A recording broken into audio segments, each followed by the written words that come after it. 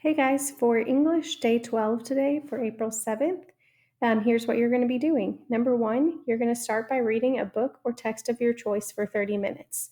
That can be fiction, it can be nonfiction, it could be short stories.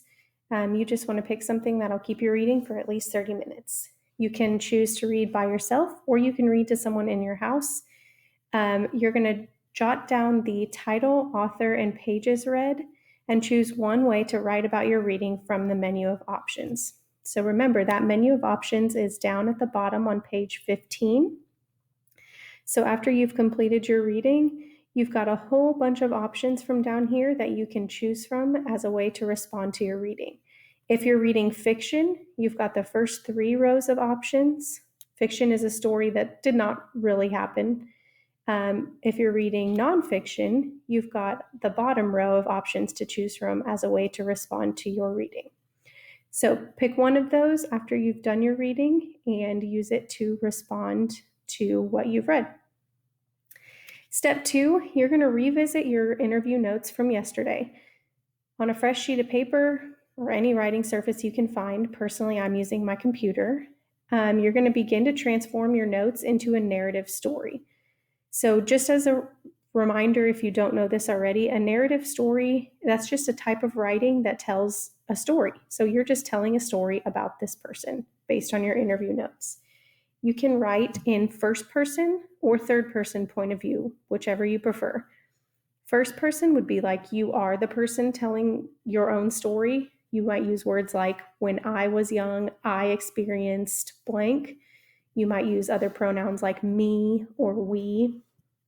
If you choose to write in third person, that would be like you're telling someone else's story. So you might say, when Lisa was very young, she experienced blank. And you might use pronouns like he or she, him or her, things like that.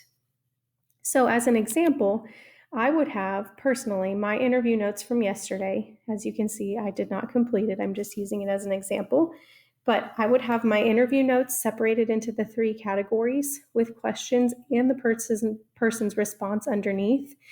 And then I would go to a new page in my document, and this is where I would start my narrative. So I've got a little reminder there about narrative writing. It's just writing that tells a story.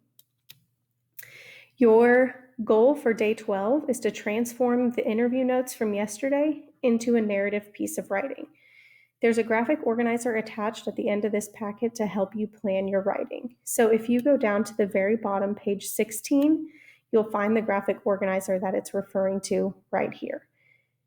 There's an organizer to show you how to set up your writing. There's also sentence stems that you can use and fill in the blanks with your own information. But you'll notice here that following this model, you'll have an introduction telling us what you're going to be writing about, a section about the early childhood, another section about middle of life, another section about current day, and then a conclusion. So at the very least, you'll have about 5 paragraphs about your person. You can definitely feel free to expand on that and add some more, but you should have about 5 paragraphs at the minimum. Keep in mind too that you can be using first person or third person, but you want to stay consistent throughout your whole piece of writing. And also remember that if this organizer is confusing to you and you don't like it, you can also feel free to write your ideas clearly in a different way and use your own language. You don't have to use the graphic organizer. It's just there as support for you. You might notice here there's some resources and notes for you. So you're basically making your own StoryCorps project. If you click on that link, it takes you to this website and you'll notice that there's a bunch of different questions you can use separated into different categories. If you're struggling with what to ask people, there's a whole bunch of questions there for you. Feel free to use that as a resource. It's really helpful. And pencil and paper work just fine, but if you've got a computer or a phone where you can record yourself, either a video or just an audio recording, that's great too. Think about using your phone, computer, FaceTime, Skype. You're welcome to use any and all resources at your disposal.